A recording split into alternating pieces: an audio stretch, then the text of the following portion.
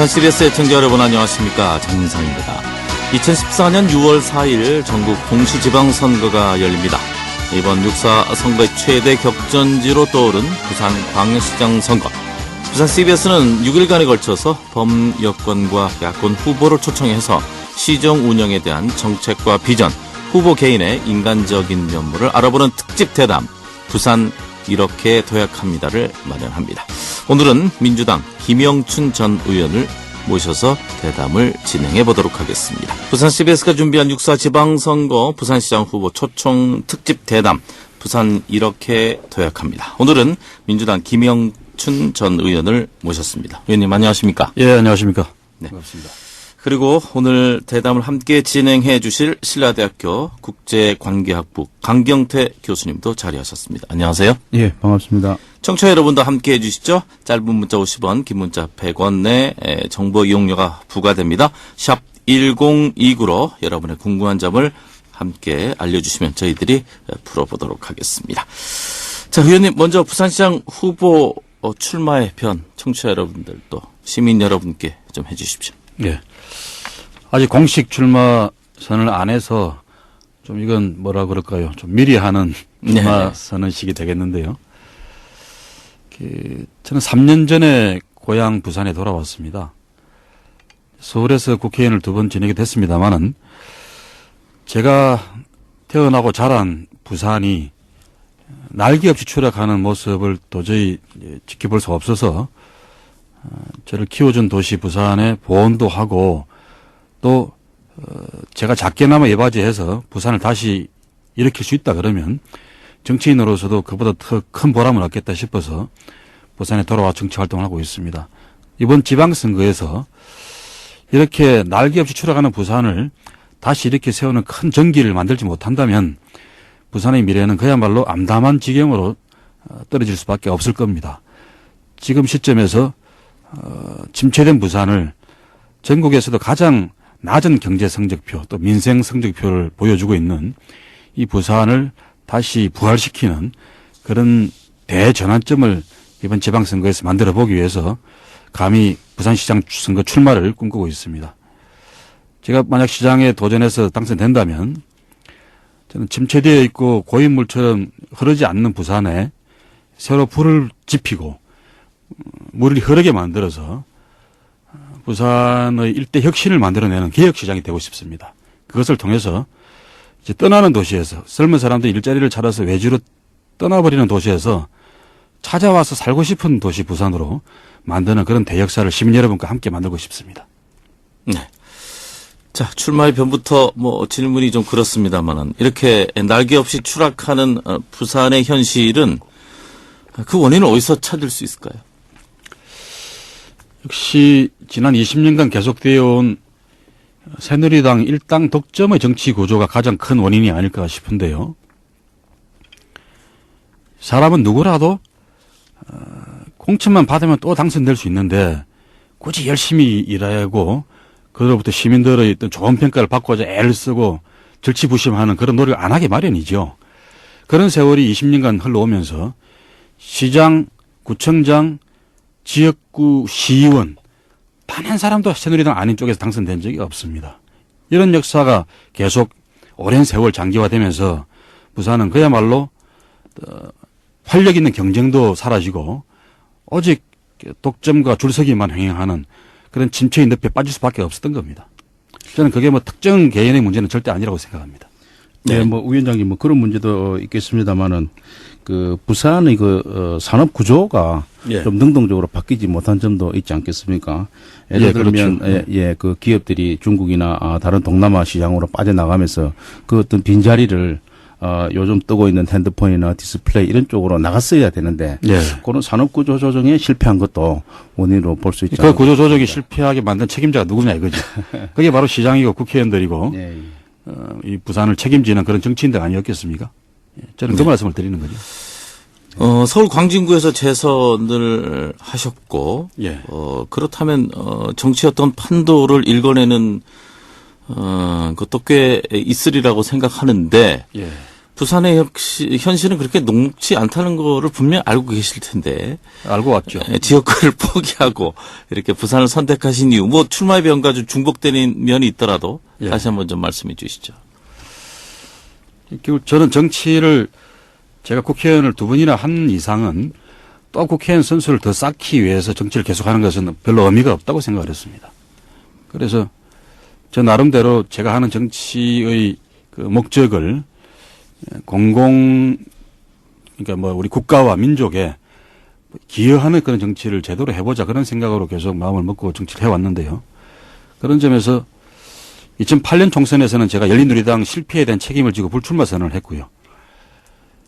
이제 2012년 총선을 앞두고서는 과거 지역구로 돌아가서 쉽게 국회의원 배지를 한번 더 다는 것보다는 저를 낳고 길러준 도시인 부산으로 돌아가서 이제 힘들어하는 부산 시민들에게 좀 위로가 되어주고 또 제가 작게나마 도움이 될 수 있다 그러면 부산을 이렇게 세우는데 선봉장 역할을 해보자 그런 마음으로 돌아왔습니다.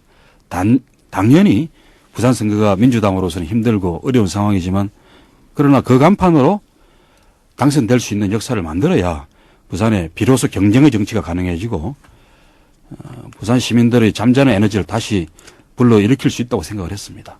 네.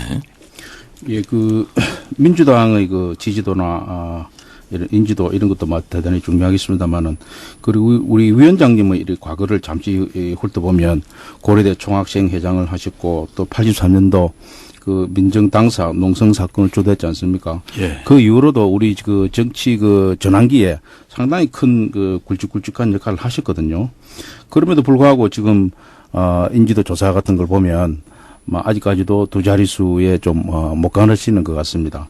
물론 이 인지도라는 게 우리 그 허남시 시장이 부시장도 했고 시장을 10년 했고 했음에도 불구하고 인지도 조사를 해보면 한 60, 70% 정도밖에 나오지 않습니다. 그래서 100%로 인지도라는 거는 없습니다.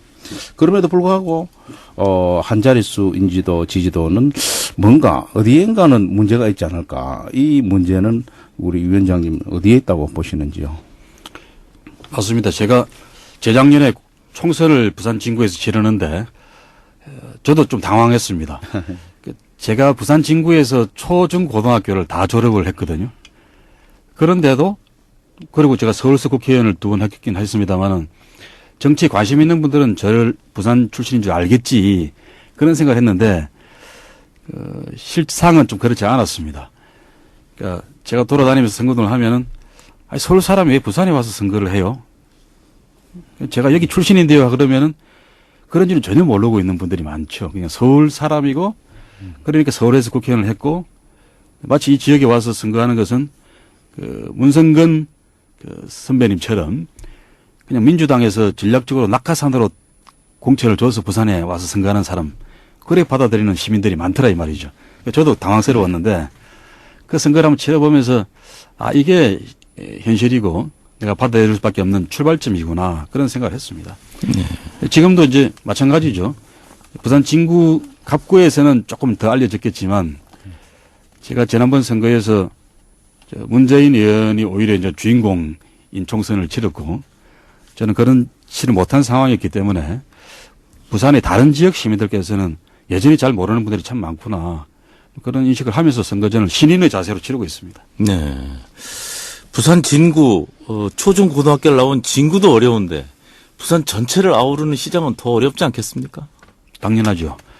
더욱이 저는 어떤 전술 전략이 좀 필요해 보이는데요. 부산에서는 아주 소수 지지를 받는 민주당 후보이니까 당연히 전체 부산으로 보면 더 힘들죠. 힘든데 또 이런 면도 있는 것 같습니다. 꼭 제가 자라고 학교를 다닌 부산 친구만 보면은 더 어려울 수도 있는데 그거는 이제 그 지역 안에 살고 계시는 분들의 성향이라든지 연령이라든지 이런 것도 많이 작용하는 것 같아요.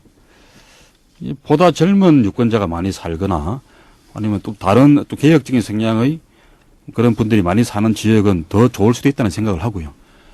그러나 전체로 모아봤을 때 부산은 여전히 민주당 후보인 저로서는 힘든 선거일 수밖에 없는 것이고 그래서 두 가지가 동시에 진행이 되어야 될 것 같습니다. 하나는 제가 속한 민주당을 쇄신하기 위한 노력을 제가 부산 선거만 생각할 게 아니라 중앙 정치까지도 염두에 두면서 민주당 쇄신의 노력을 함께 해나가야 될 것 같고요. 또 한편에서는 이제 부산에서는 부산 시민들이 마음을 열 수 있는 그런 효과적인 선거운동, 무엇보다도 제가 왜 부산에 돌아와서 이런 일을 하고 있으며 어떻게 부산을 바꿔보려고 하는 것인지 그런 일들을 제 진정성을 다 담아서 또 구체적인 대안과 해답을 제시하면서 시민들이 가슴에 집권해 간다 그러면 이제 선거전이 본격화되면 될수록 점점 더 많은 시민들의 지지를 넓혀갈 수 있는 그런 선거전을 할 수 있다고 생각을 합니다. 왕도는 달리 있는 게 아니라 치열하고 절절하게 시민들이 가슴에 가서 부닥치는 길밖에 없다고 믿습니다. 그 지난번 총선에서 우리 그 위원장님 35.8% 받으셨지 않습니까? 예. 그때 그 대구 수성구에서는 김부겸 의원이 40%를 획득해서 지역주의를 타파할 수 있는 어떤 아마 근거를 확보했다 이렇게도 평가를 받았습니다만은 이번 그 시장에 이렇게 대구에서 부산에서 각각 출마하시게 됐는데 어떤 연대랄까, 예. 연대감이랄까 뭐 이런 게 혹시 있으십니까? 동질감 또 동지에는 강하죠. 김부겸 의원하고 저하고는 이제 한나라당 국회의원을 같이 하다가 예. 이제 탈당을 하고 열린우리당을 만드는데 선도적인 역할을 함께했던 그런 사선을 함께 넘은 동지고요. 또 수도권에서 저는 서울 광진구고 김부겸 의원은 경기도 군포여서 재선 3선 국회의원을 하다가 그 지역구를 버리고 민주당으로서는 뭐 사지라고 할 수 있는 대구로 부산으로 귀향을 해서 선거를 치르고 있는 또 마찬가지 동지적 입장입니다. 지난 선거에서 저는 부산 진구에서 무소속 후보가 23% 이상 얻어가는 바람에 3자 구도로 선거를 치렀습니다마는 김부겸 의원은 훨씬 어려운 지역인데도 대구에서 아주 선전을 했죠. 이번 선거에서도 본인은 망설이고 있긴 합니다만 제 바람 같아서는 대구시장으로 쭉 출마를 해주고 저도 부산에서 민주당 부산시장 후보로 출마해서 어려운 선거지만 끊임없이 치열하게 부산과 대구를 다시 이렇게 세우고 개혁하는 그런 전도체 역할을 했으면 좋겠습니다. 네. 오늘 뭐 보도를 보셔서 다 아시겠지만 설동근 전 교육감 동명대학교 총장께서 새누리당 후보로 출마하겠다는 의사를 적극적으로 표명을 하셨습니다. 이렇게 새누리당에서는 뭐 비방전이 됐던 또 다른 사람의 합류가 됐던 많은 시민들이 관심을 끌만한 일을 진행하고 있고 예. 뭐 이 선거라는 것이 꼭 정책 대결보다는 인물의 인지도라든지 이런 흥행몰이도 어느 정도 영향이 있다고 보는데 네. 지금 민주당은 조용해도 너무 조용한 거 아니냐 하는 얘기입니다. 지금 예, 예. 뭐 이틀 전에도 이혜성 후보가 나와서 대답을 했습니다마는 당 차원에서도 어떤 계기가 있어야 되는 거 아니냐 하는 얘기들을 많이 합니다. 어떻게 생각하십니까? 그게 이제 새누리당과 민주당이 처해 있는 지금 처지가 명확히 다른 걸 반증하는 거겠죠. 새누리당은 현 시장이 이제 3선 연임 제한에 걸려서 출마를 못하는 상황이고 그러다 보니 이제 완전히 전국 시대가 되어버린 셈이죠. 그래서 이제 뭐 지금 후보들도 들어는 포기도 하고 합니다만 여전히 한 5명 정도 예비 후보들이 나서서 각축전을 벌이고 있는 것 같습니다. 또 그분들의 생각 속에는 새누리당 공천만 받으면 시장에 당선될 수 있다고 하는 그런 강한 그 믿음이 있기 때문에 더 치열하게 내부 경쟁을 하는 것 같은데요. 어떤 면에서는 저희 민주당에서는 시장 후보로 나선다는 것 자체가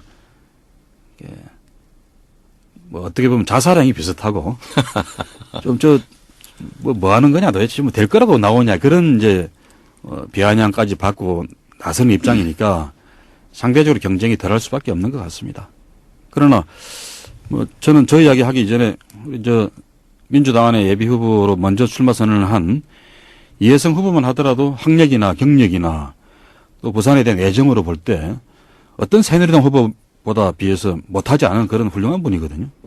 저는 그런 점에서 뭐 저하고 이혜성 후보가 민주당 내부 경쟁을 뜨겁게 또 부산을 향한 그런 애정을 다 담아서 치러내보다 보면은 점점 시민들에게 한 단계 한 단계 다가가는 좋은 계기를 만들 수 있을 거라고 생각합니다.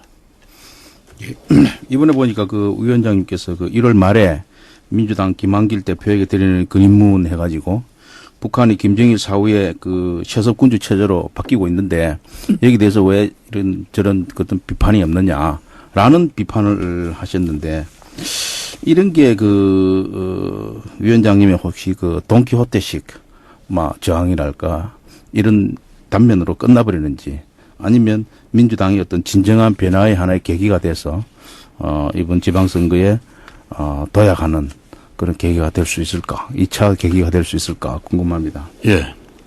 저는 재작년 총선과 대선 두 번의 패배를 아직도 민주당이 제대로 정리하지 못하고 있다.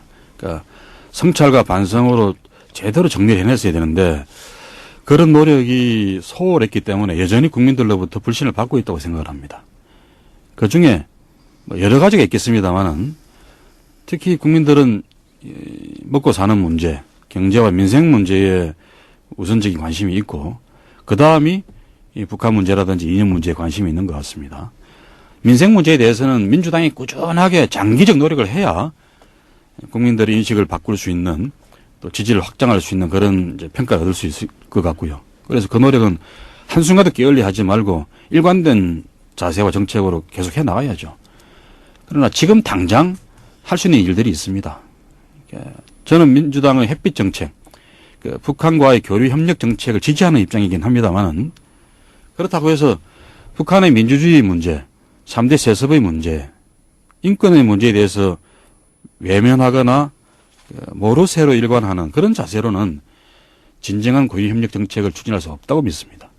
특히 민주당이 수권 정당이 되기 위해서는 집권하는 정당이 되기 위해서는 교류 협력 정책을 제대로 추진하기 위해서라도 국민 다수의 동의와 지지를 받아야 되는 것이고 그러기 위해서는 북한의 혹시 좀 동조적인 입장이 아니냐 이런 사시와 의심으로부터 자유로워야 되는데 그것을 위한 우선적인 출발점이 저는 북한 민주화 선언을 민주당의 총체적 입장으로 채택하는 거다. 그렇게 믿는 거죠. 그리고 민주당의 국내적 입장뿐만 아니라 북한 주민들 입장에서 문제를 바라봐도 저렇게 포갑적인 전제 군주 정치 하에서 신음하고 있는 북한 주민들이 우리 남한 사람들을 보면서 어떤 생각을 하겠습니까?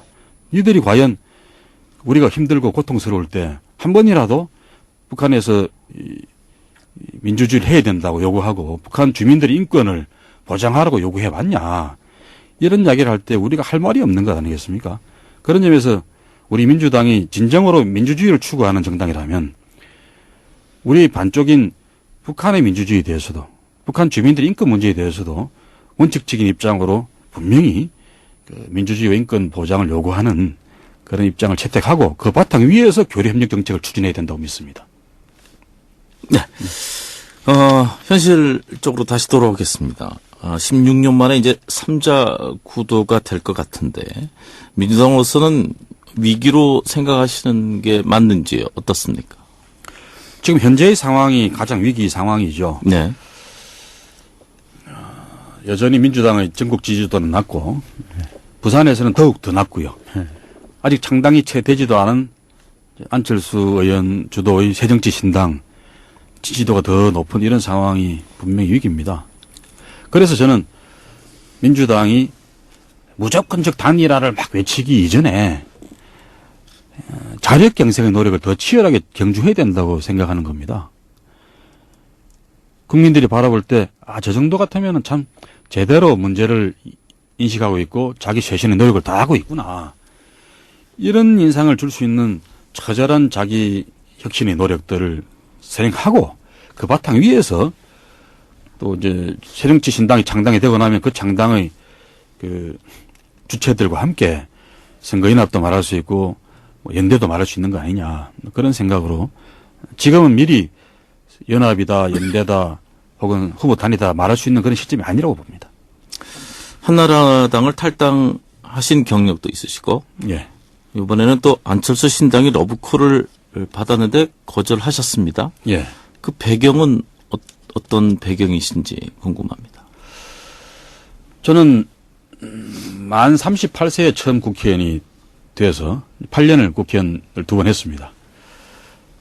그러면서 40대 10년 내내 제가 줄기차게 추구했던 것은 기존의 정당 구조, 기존의 정치 문화에 안주하고 거기서 어떻게 뭐 제 기득권을 추구하기보다는 어떻게 하든 이 정치를 좀 바꿔보고 싶었습니다. 구조도 바꿔보고 싶었고 문화도 바꿔보고 싶었고요. 그런 노력을 하는 끝에 뭐 좌절도 많이 하고 그래서 탈당해서 새로운 정당 만들기도 2차례나 해봤고요. 그래서 나름대로 마음고생, 몸고생을 많이 해본 편인데 제가 부산에 돌아와서 이제 정치를 재개하면서 민주당에 한번 탈당해서 떠났던 민주당을 다시 돌아와서 이제 정치를 재개했습니다. 그때의 심정은 낡은 정당이라도 이거 고쳐 쓰고 그 속에서 국민들과 공감할 수 있는 그런 정당을 만들어내는 것이 서구의 정치사를 보더라도 정당의 발전사고 계속 새로운 정당을 만들어내고 하는 것이 능사가 아니더라. 그런 작은 깨달음의 결과이기도 합니다. 그리고 민주당 안에서 정치를 끝내겠다는 생각도 했고요. 그래서 유불리를 따져본다 그러면은 부산에서 민주당으로 계속 나가는 것보다는 많은 분들이 자리 권유했다시피 무소속이나 아니면 안철수 신당으로 가는 게 더 유리할 수도 있겠죠. 그러나 저는 그런 계산이나 논리 이전에 정치적 도의의 입장에서 민주당을 버릴 수는 없다. 특히 지금 민주당이 더 힘들기 때문에 그 민주당을 지키면서 민주당을 쇄신하면서 제 정치도 같이 해나가야 되겠다고 그렇게 생각을 하고 결정을 했습니다. 근데 그 2012년도입니까? 그 대선 직전에 안철수의 생각이라는 책이 나와가지고 상당히 그 베스트셀러가 됐습니다. 저도 예. 막 읽어보고 나름대로 감명을 많이 받았습니다만은 그 이후로 그 안철수 의원의 이 행태를 보면은 그 주변의 멘토들 예를 들면 윤여준, 뭐 김종인, 법륜스님, 뭐 이현재 전 경제부총리, 최장집 이런 분들이 모였다가 흩어지고 이런 면을 우리가 많이 봤지 않습니까? 예. 거기서 이분은 사람을 끌어당기는 그 협인력이 좀 부족하지 않을까? 뭔가 진정성이 부족한 분이다. 이런 생각이 좀 많이 들었고요. 또 그 대선 당시에는 그 개표도 안 보고 단일화 노력을 했는데도 불구하고 개표도 안 보고 미국으로 떠났다라든가 이런 거를 봤을 때 이분은 장기적으로 정치인으로서 성공할 가능성이 좀 약하다. 그래서 위원장님께서는 이분의 성공 가능성은 없다. 그러니까 굳이 러브콜이 오는 데 대해서 받아볼 필요가 없다. 이런 현실적인 어떤 판단을 하신 건 아니신지. 예, 그렇게는 생각은 안 했습니다. 안철수 의원이 뭐 여러 가지로 서툰 사람이죠. 또 사람은 다 장점이 있으면 또 결함도 많기 마련인데 그런 점들이 지난 2년 동안 이제 많이 노출이 됐죠. 그러나 여전히 저는 안철수 의원이 진정성이 없거나 부족한 사람이다. 그렇게는 생각하지 않습니다. 또 많은 국민들이 그렇게 생각하기 때문에 여전히 안철수 의원이나 그 신당에 대해서 지지를 보내고 있는 것일 테고요. 다만 이제 정치라고 하는 것은 참 어렵고 복잡한 일이죠. 세상의 한 단면만 갖고서 정치를 쉽게 재단하고 그걸 잘 해나갈 수 있다고 하는 것은 지나친 과욕일 수도 있고요. 그런 점에서 저는 안철수 의원이 그 본인이나 가까운 몇 사람의 주도로 모든 일을 해결하기보다는 자기와 다른 많은 사람들, 특히 정치를 경험했던 그런 사람들이 지혜와 힘을 빌려서 같이 만들어가는 그런 새정치여야 성공할 수 있다고 보고요. 최근의 행보를 보면은 그 떠났던 윤여준 전 장관이나 김성식 전 의원 같은 사람들이 이제 다시 재합류를 하고 그런 걸 보면서 그렇게 안철수 신당의 미래가 비관적이지는 않을 것 같다는 생각을 했습니다. 그러나 그런 전망과는 상관없이 저는 민주당에 대한 제 정치적 도리를 다해야 되겠다는 생각에서 어떻게 하든 민주당을 고쳐서 국민들이 사랑을 받는 정당으로 이렇게 세우는데 또 일조를 하고 싶다는 그런 마음으로 이 자리를 지키고 있는 것이고요. 저는 이런 노력들이 안철수 신당의 그런 노력들과 같이 크게 합쳐질 때 우리나라 정치, 특히 이제 야권의 정치가 재편되고 다른 모습으로 국민들 앞에 다가갈 수 있다고 믿습니다. 지금 김성식 전 의원 얘기도 잠깐 나왔고요. 예. 또 합쳐진다는 표현을 하셨는데 6인회에서 두 분이 굉장히 친하시죠? 예, 한 작년 1년 이상을 6인회라는 게 김성식 전 의원, 정태근 전 의원, 또 홍정욱 전 의원 등 이제 새누리당 출신들과 민주당 출신인 저 김영춘과 김부겸 전 의원, 또 정장선 전 의원 이런 사람들이 좀 자유롭게 한국 정치의 미래를 이야기해보자. 특히 진보 보수, 뭐 새누리 민주를 떠나서 우리나라가 선진국에 대해서는 이 정도는 최소한 합의를 하고 같이 추구해야 되는 거 아니냐. 이런 최소한의 그 가치를 한번 같이 찾고 정책으로 만들어보자. 이런 차원의 대화 모임을 시작했던 겁니다. 그런데 그동안에서 이제 안철수 신당 문제가 본격적으로 추진이 되면서 지금 모임이 잘 안 되고 있습니다. 좀 오해도 많이 받고 그래서. 그런 상황인데 저는 거기에 참여했던 6명의 멤버들과는 뭐 아주 많은 신뢰와 존경 속에서 그분들을 바라보고 있고요. 설령 우리가 선택하는 정책 행보가 다르더라도 저는 여전히 그분들을 신뢰합니다. 그런 뭐 의미에서 야권 후보 지역에서 말입니다. 예. 야권 후보 단일화의 역할을 할 수 있는 것도 아니냐. 예, 예. 어떻습니까?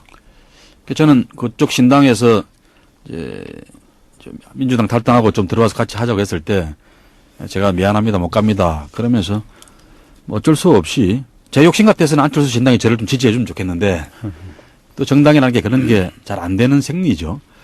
그래서 후보를 내더라도 좋은 후보를 좀 내주십시오. 그러면 저하고 그쪽 후보하고 좀 멋지게 단일화를 해내고 그 통합된 힘으로 부산을 바꾸는 그런 큰 역사를 만들어 보고 싶다. 그런 의사도 전달을 했습니다.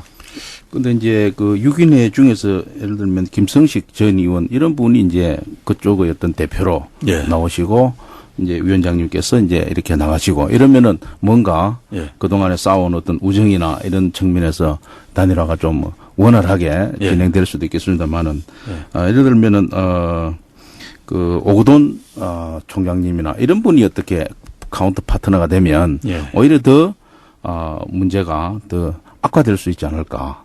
지난번 우리 대선에서 봤던 그런 어떤 단일화에 아름답지 못한 결과가 나올 수도 있지 않을까 하는 이런 문제도 있습니다만 어떻습니까? 뭐 그런 가능성도 배제는 할 수 없겠죠.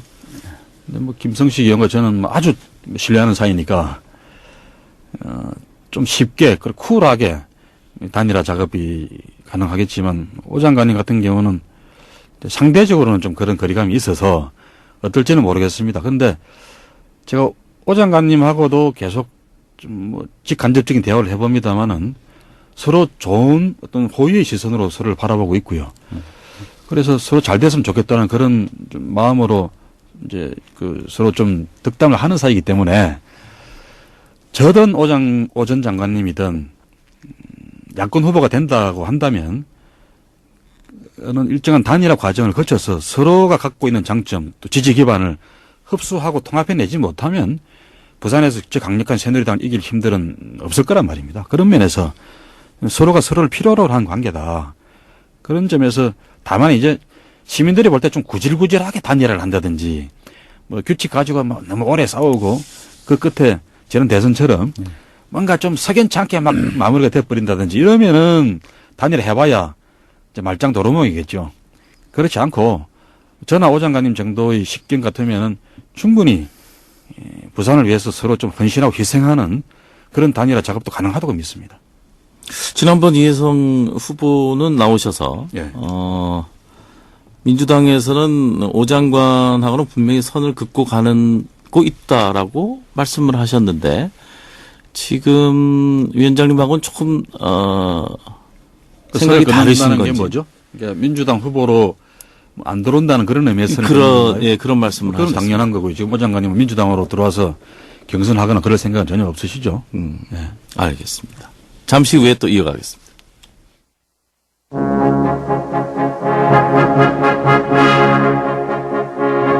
여러분께서는 지금 부산시장 후보 초청 특집 대담 부산 이렇게 도약합니다를 듣고 계십니다. 부산 CBS가 오는 6.4 지방선거의 최대 격전지로 떠오른 부산광역시장 선거를 앞두고 후보들의 시정 운영 정책과 비전을 듣는 부산시정 후보 초청 특집 대담. 오늘은 민주당 김영춘 전 의원을 초청해 얘기 듣고 있습니다. 이 시간 진행의 장문상 앵커, 신라대학교 강경태 교수입니다.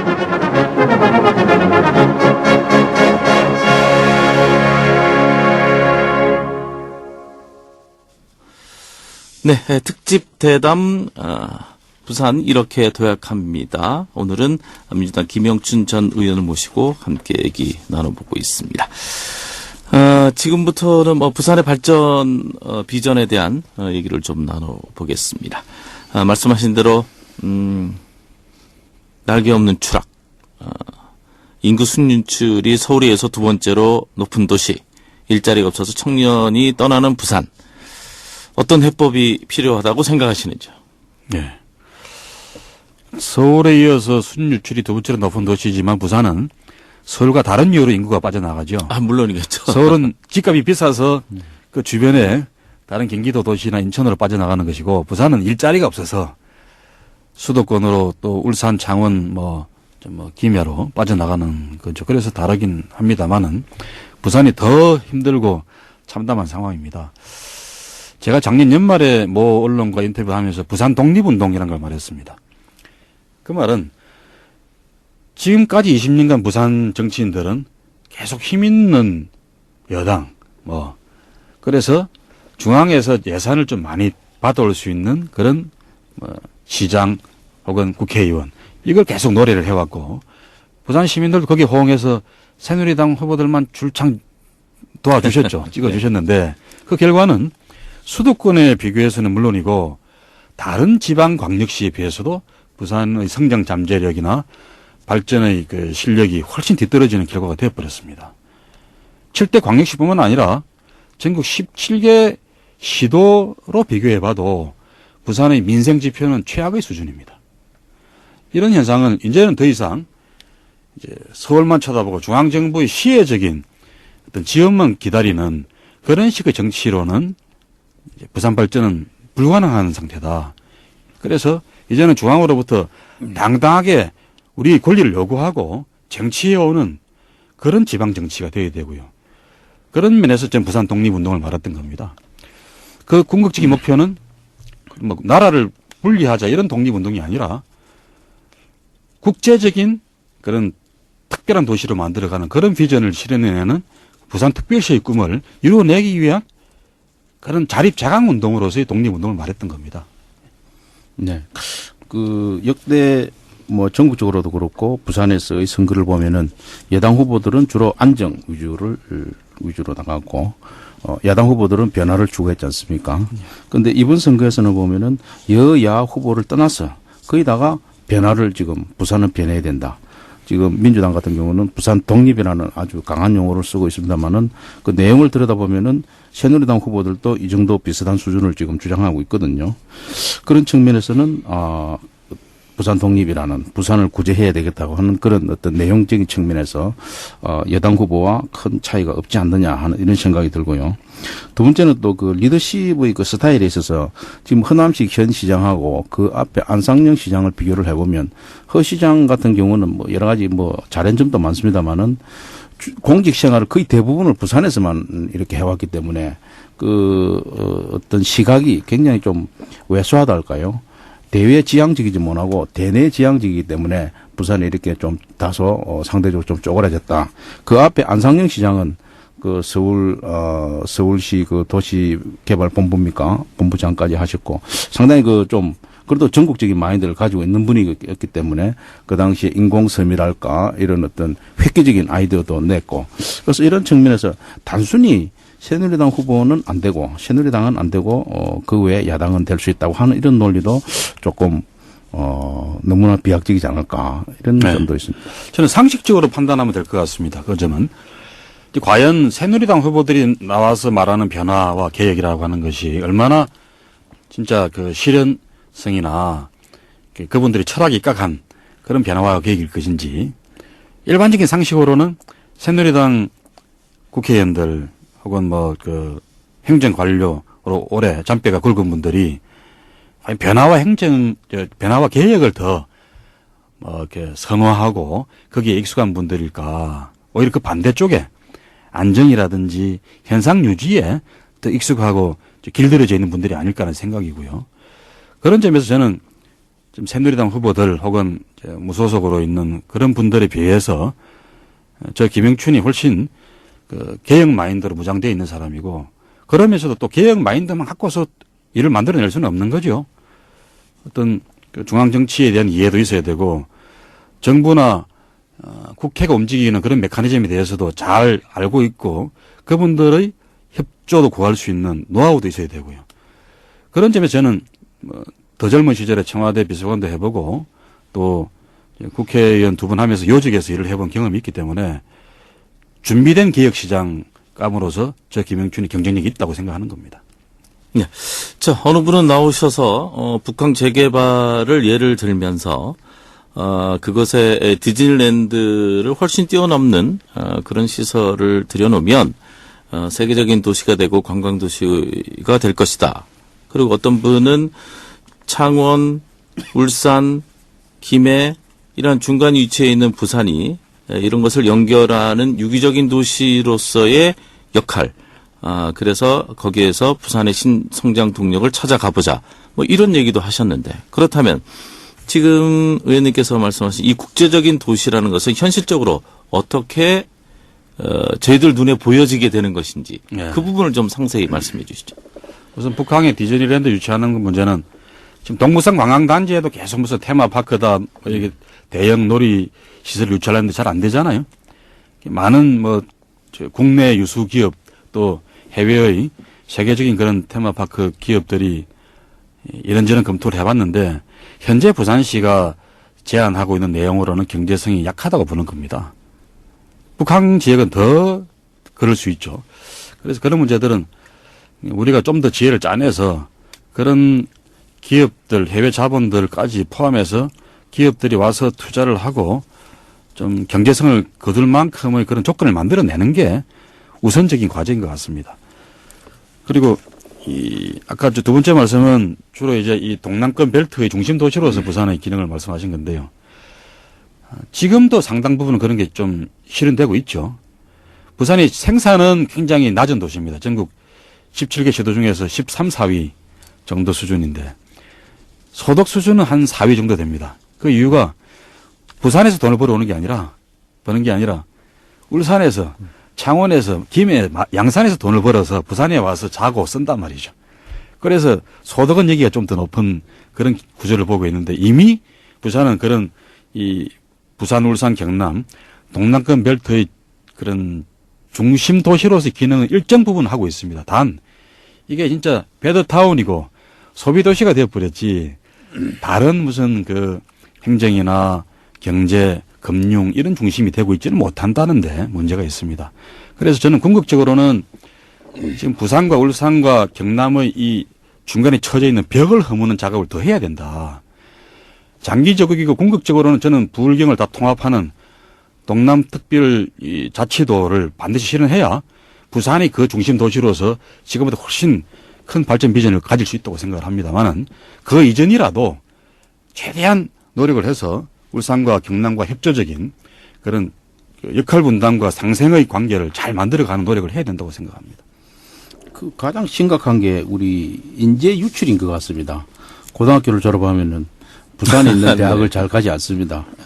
시외, 특히 서울 쪽으로 이 가는 인구가 한 32%좀 된다고 그럽니다. 예. 그리고 또 대학을 졸업하면 또 부산에 있느냐 또 서울로 경기도로 갑니다. 이게 또 한 그렇죠. 27%. 그래서 부산에서 1년 동안에 해외 시외로 빠져나가는 인원이 한 3만 명.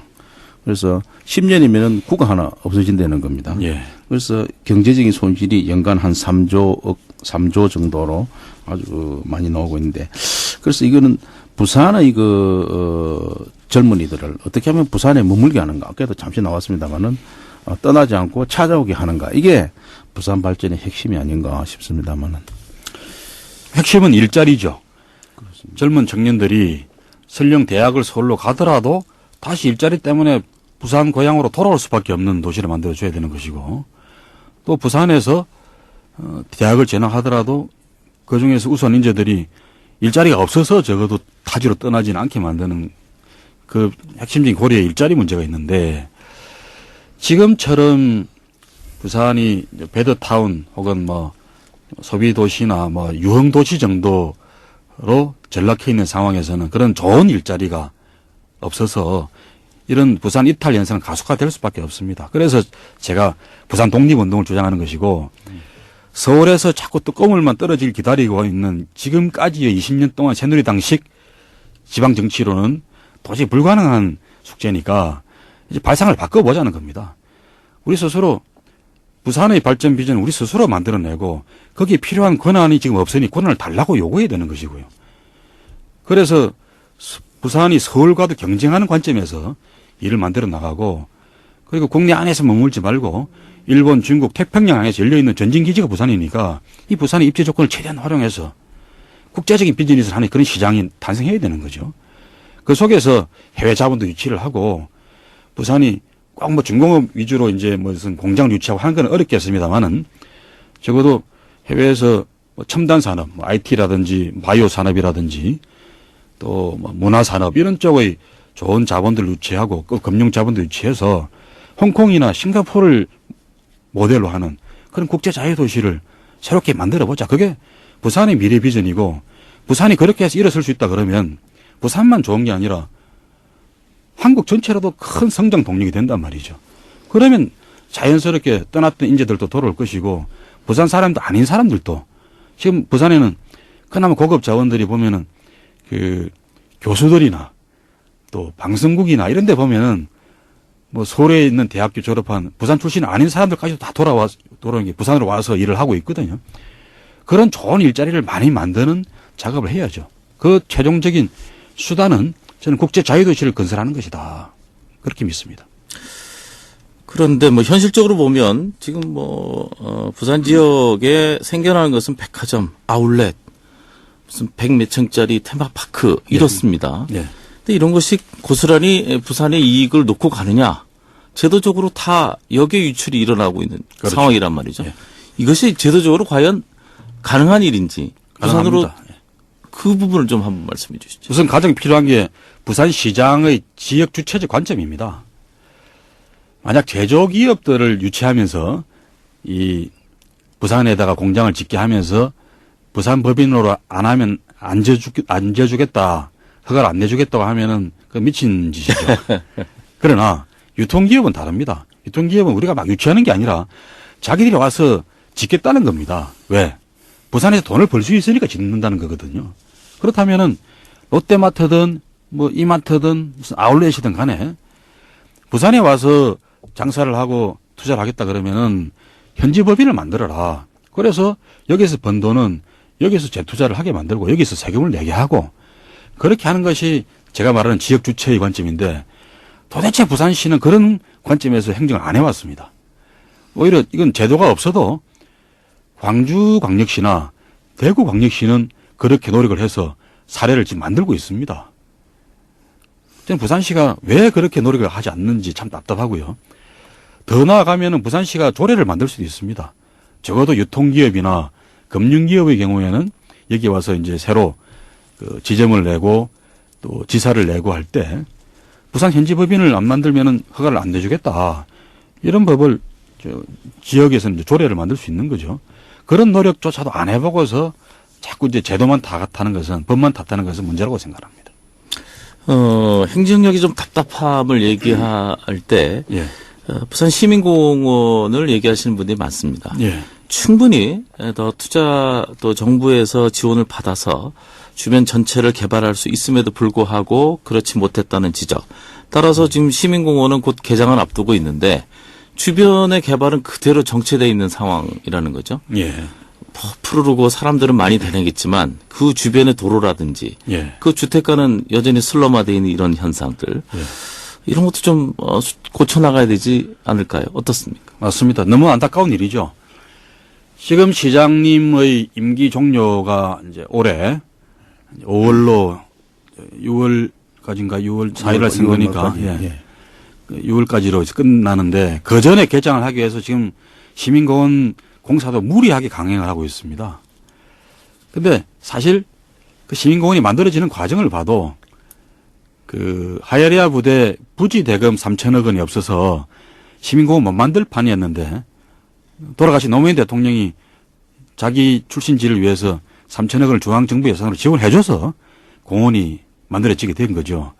그렇다면은 그 시민공원을 진짜 시민들이 지혜를 잘 모으고 해서 멋진 공원을 만들어내야 되고 더욱이 그 시민공원이 빠른 개장이 문제가 아니라 거기에 찾아오는 시민들이 정말 유쾌하게 즐길 수 있도록 그 주변 지역까지 잘 정비를 했어야 되는데 그 주변 지역은 뉴타운으로 지정은 되어 있습니다만은 철저하게 민간한테만 일임해서 맡겨놨습니다.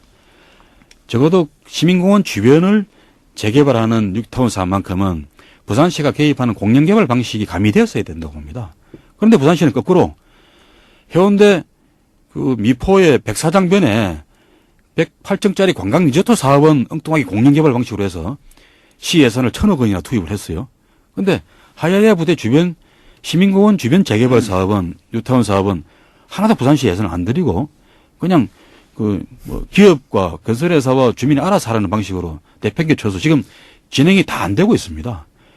올 4월에 개장이 되어도 시민들은 와서 그 주변에 설렁어되어 있는 그런 동네를 쳐다보면서 또 좁은 도로를 피해 다니면서 이렇게 공원을 다녀야 되는 그런 판이라 참 안타깝기 짝이 없는 일입니다. 네. 언론에 이렇게 자료를 찾아보니까 그 위원장님 바다에서 길을 찾는다, 하늘에서 길을 찾는다, 뭐 강에서 길을 찾는다 이런 부산 살리기 대장정을 오랫동안 하신 걸로 돼 있는데, 예. 부산을 정말 살릴 수 있는 그런 어떤 해법을 좀 찾아내셨습니까? 길은 알 것 같습니다. 제가 작년 6월부터 계속 부산의 경제 또 행정, 문화, 복지 이런 곳곳의 현장들을 다 다녀보면서 그 전문가들이나 현장에서 일하는 시민들을 만나보면서 내린 결론은 부산 사람들은 뭔가 막 변화와 이 발전의 그런 갈증으로 용서dom치고 있습니다. 그리고 그분들이 현장 가서 들어보면은 그분들이 해답을 제시해 주십니다. 그걸 잘 새기고 잘 모아보면은 부산 발전의 해법이 나올 수밖에 없거든요. 그래서 그 결과를 모아서 제가 1월 중순에 김영춘의 부산 희망 찾기라는 책도 발간을 하고 했습니다만은 결국 부산 발전의 길은 제가 좀 전에 말씀드린 대로 서울에 의존하지 않고 세계로 향해서 나아가는 그런 발전 비전을 세울 수밖에 없다. 새로 당선되는 시장은 무슨 작은 행사들에 쫓아다니고 하는 어전 시장이 아니라 그런 어전적인 일이나 행정적인 잔 일들은 부시장들이나 국장 간부들한테 맡겨놓고 부산시장은 서울에 쫓아가서 중앙정부를 상대로 또 국회를 상대로 법안을 바꾸는 노력도 하고 예산을 더 따는 노력도 하고 또 서울 수도권의 대기업들 자본을 부산에 유치해오는 그런 로비도 하고 무엇보다 해외로 나가서 부산 지역에 해외 자본들, 해외 기업들, 첨단 산업들을 끌고 들어오는 그런 비즈니스 마인드로 뭉치고 마케팅 활동을 하는 마케팅 시장이 돼야 된다. 그 속에 저는 부산 발전의 미래가 열린다고 생각합니다. 네. 조금 전에 교수님께서 이제 우리 위원장님의 경력에 대한 말씀을 조금 해 주셨는데, 개인적인 질문 몇 가지 드리고 방송을 마치겠습니다. 인생의 멘토 혹은 좌우명 이런 것이 있는지요? 제가 어릴 때 이제 대학생 시절에 인연을 맺었던 분이 돌아가신 고 김준엽 총장님이셨습니다. 제가 고대 총학생회장을 할 때 그분이 총장님이셨는데 저는 당시에 전두환 정권 치하에서 학도국단이라는 이제 일종의 준군사 조직을 없애고 학생들이 직선제로 투표해서 뽑는 이제 부활 총학생회의 첫 번째 학생회장이었습니다. 당연히 정부에서는 저를 재직시키라고 하고 총장이 압력에 세게 직면했는데 총장께서 저를 보호해 주시다 결국은 제가 구속이 되고 재직당하면서 총장도 같이 자리에서 물러나는 그런 일을 겪었습니다. 그 이후로 한 25년간 제가 제 인생의 멘토로 스승으로 오래 모셨는데 몇 년 전에 안타깝게 돌아가셨죠. 그런 어른이 계시고 지금은 고대 정외과에 살아계신 분 중에서는 서진영 교수님을 제 인생의 스승으로 생각하고 모시고 있는 그런 입장입니다. 좌우명이라고 한다 그러면은 제가 오래전부터 내일 죽더라도 후회 없는 인생을 살자. 오늘까지 최선을 다해서 내일이 있다고 생각하지 말고 내가 하고 싶은 일, 도전하고 싶은 가치를 최대한 추구하면서 충만한 삶을 살자라는 게 제 인생의 모토고요. 부산은 지금 개혁하지 않으면 지금 부산의 행정, 부산의 경제, 부산의 정치를 혁신하지 않으면 이제 미래가 없는 그런 3등 도시, 4등 도시로 전락할 수밖에 없습니다. 그런 부산의 일대 혁신을 가능하게 만드는 것은 이번 지방선거에서 우리 시민들께서 부산의 정치를 중앙 정치의 대리전이 아니라 시민들과 부산의 발전을 위해서 선택하는 그런 주권자로서 선택을 해 주실 때만이 가능합니다. 부산에서 정당도 따져야 되겠습니다만은 정당을 따지는 것과 함께 어떤 시장이 진짜 부산을 개혁할 수 있는 시장인지를 잘 따져보시고 투표해 주시면 정말 고맙겠습니다. 네, 부산 CBS 특집 대담 부산 이렇게 도약합니다. 오늘은 민주당 김영춘 전 의원을 모시고 대담 나눠봤습니다. 오늘 긴 시간 고맙습니다. 예, 감사합니다. 함께해 주신 신라대학교 국제관계학부 강경태 교수님 수고하셨습니다. 네, 감사합니다. 자, 오는 10일에는 오거돈 전 장관을 모시고 이 시간 진행하도록 하겠습니다. 월요일에 다시 뵙죠. 고맙습니다.